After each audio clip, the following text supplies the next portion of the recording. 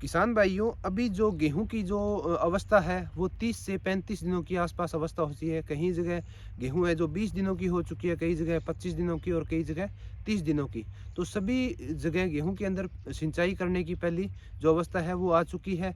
अपने नॉर्मली गेहूं के अंदर जो सिंचाई करते हैं वो 20 से 30 दिनों के बीच में करते हैं, क्योंकि कई जगह जहाँ पे फुहारे से खेती होती है वहाँ पे 20 दिनों से सिंचाई होती है। लेकिन जहाँ पे फ्लड से सिंचाई होती है कुछ एरियाज़ के अंदर, जहाँ पे नहरों का पानी लगता है, ट्यूबवेल का पानी लगता है, वहाँ पे अपने 25 से 27 दिन और 30 दिन पे भी कर सकते हैं। वो आप अपनी आवश्यकता अनुसार कर सकते हैं।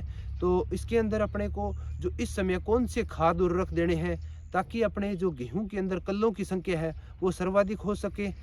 ये एक CRI स्टेज होती है, जिसके अंदर CRI मतलब क्राउन रूट इनिशिएशन जो स्टेज होती है, जिसके अंदर क्राउन का मतलब होता है ताज।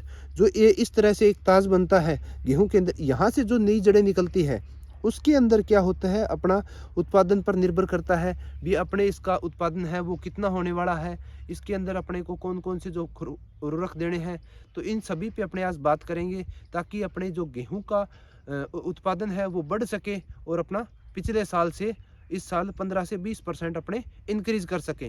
तो किसान भाइयों, जिन लोगों ने हमारा चैनल अभी तक सब्सक्राइब नहीं किया है उनसे आप रिक्वेस्ट है अभी हमारे चैनल को सब्सक्राइब कर दें, पास लगे घंटी के बटन को जरूर दबाएं ताकि हम जो भी नई नई वीडियो अपलोड करें तो उसका नोटिफिकेशन आपको मिल जाए।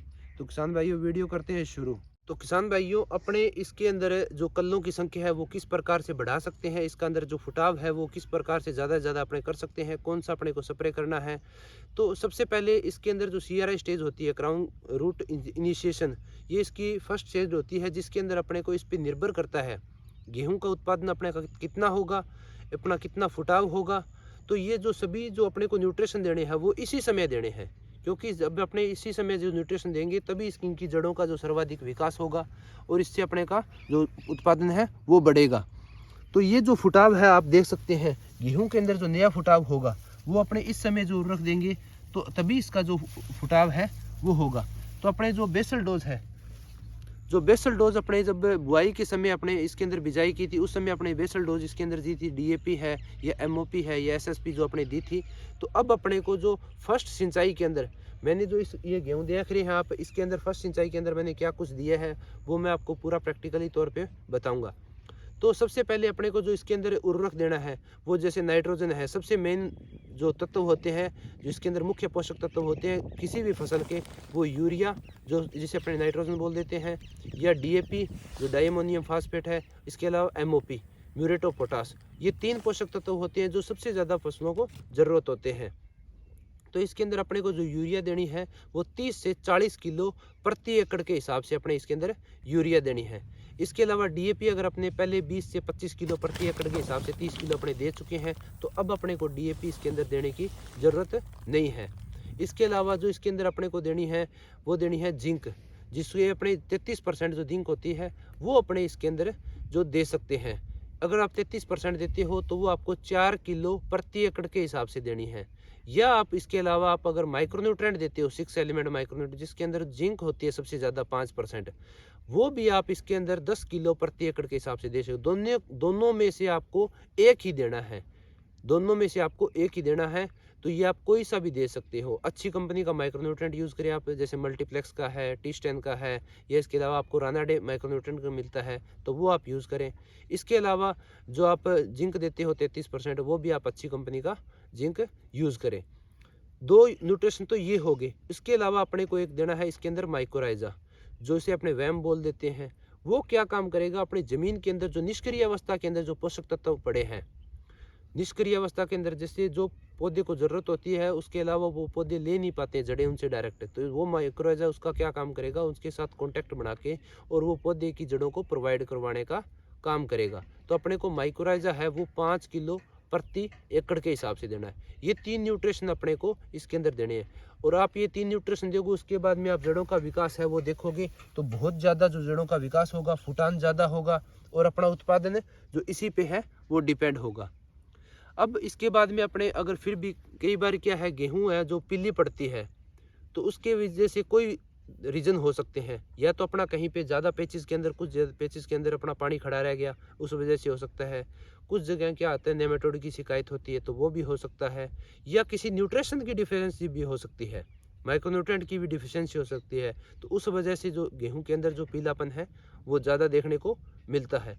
अगर आप नेमाटोड की समस्या है तो आप उसके अंदर जो मल्टीप्लेक्स कंपनी का सेफ रूट भी आता है, या आईपीएल का निमेटो फ्री के नाम से आता है, जो बायो प्रोडक्ट है, जो वो आप इसके अंदर यूज़ कर सकते हैं। उसका आप जैसे थोड़ा बहुत पानी पड़ा है तो उसके अंदर डाल दोगे तो आपको निमेटो खत्म हो जाएगा। इसके अलावा जो केमिकल आता है कार्बोफ्यूरॉन, ये थोड़ा हानिकारक होता है। मेरी आपसे एक राय है भी, आप इसको यूज़ मत करें। आप बायो जो वो यूज़ करते हैं, क्योंकि ये जो गेहूं होते हैं सबसे अधिक जो खाने के काम में यूज़ होती है, कार्बोफ्यूरॉन एक बहुत ही खतरनाक जो है वो जहर है। तो आप नेमाटोड के लिए आप उसके अंदर जो बायोलॉजिकल जो कंट्रोल होते हैं वो आप अपनाएं। इसके अलावा जो पानी है वो आप जो पहली सिंचाई है, जहाँ पे चिकनी मिट्टी है, आप पतली पतली सिंचाई करें, क्योंकि ज़्यादा पानी भरोगे तो वो जो उसकी ग्रोथ है वो रुक जाएगी। आप हल्की सिंचाई करोगे, आप दूसरी सिंचाई थोड़ी ज़्यादा कर सकते हो, कोई दिक्कत नहीं है, क्योंकि ये फर्स्ट स्टेज होती है जिसके अंदर अपने को हल्की सिंचाई की ज़रूरत होती है।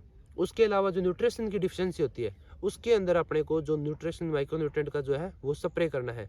उसके अंदर आप घरेलू जो माइक्रोन्यूट्रेंट है वो भी यूज़ कर सकते हैं। जैसे आप यूरिया है, वो 1 kilo urea, 2 kilo DAP, 1 kilo muriate of potash, ये तीनों आप डीएपी को आपको शाम को भिगो के छोड़ना है, और अगले दिन आप इसे जैसे धूप निकलती है उस हिसाब से आप स्प्रे कर सकते हो। थोड़ी ओस हो तब आप मत करें, धूप निकलने के बाद जैसे पत्तों पे से पानी हट जाएगा तब आप स्प्रे करें।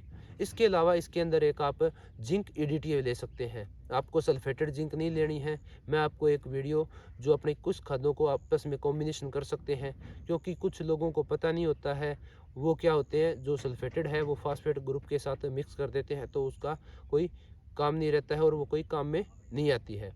तो आप ये 3 जो आपको मैंने बताया उसके साथ आप ईडीटी जिंक है जो 12% है वो ले सकते हैं। इनकी जो 100 लीटर 150 लीटर पानी में डालकर इनकी जो प्रति एकड़ के हिसाब से स्प्रे कर सकते हैं। उसके अलावा जो माइक्रोन्यूट्रेंट है जैसे जिंक है, तो वो आप जैसे स्प्रे करो तो उसके अंदर अपने को जो स्प्रे करनी है माइक्रोन्यूट्रेंट की, वो आप माइक्रोन्यूट्रेंट बाजार से काफ़ी कंपनियों के आते हैं, लेकिन उसके अंदर जो क्या है पूरी क्वान्टिटी उसकी क्वालिटी है वो नहीं मेनटेन होती है। कुछ कंपनियों की बढ़िया है लेकिन कुछ कंपनियों की क्वालिटी बढ़िया नहीं है। तो इसके अंदर आप जिंक जो 33% है वो 700 ग्राम, उसके अलावा जो फेरस सल्फेट है वो 500 ग्राम, उसके अलावा MnSO4 है जिको मैग्नीज सल्फेट है वो आपको लेना है 500 ग्राम, उसके अलावा आपको MgSO4 है वो लेना है आपको 1 किलो।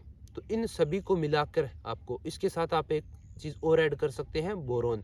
बोरोन से क्या होगा, इसकी जो लास्ट अप्रैल के अंदर इसकी जो हार्वेस्टिंग होगी उस टाइम इसकी जो दाने की क्वालिटी है वो एक मेंटेन होगी। तो इसके लिए आप इन चारों चीज़ों को मिलाकर 500 चीज़ों को आप इसके अंदर जो स्प्रे है वो करोगे तो आपका जो पीलापन है वो हट जाएगा। और मैं गारंटी देता हूँ आप इसकी 2 स्प्रे कर दो और एक साइड आप मत करो, तो इससे क्या होगा, आपका जो उत्पादन है वो 20 से 25% आपको बढ़ा हुआ मिलेगा।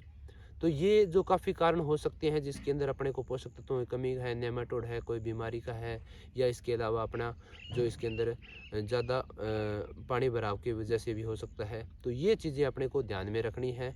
वो शुरुआती जो अवस्था है वो आपको मैंने बताई है, तो इस हिसाब से आप करेंगे तो आपका निश्चित ही प्रोडक्शन है वो बढ़ेगा।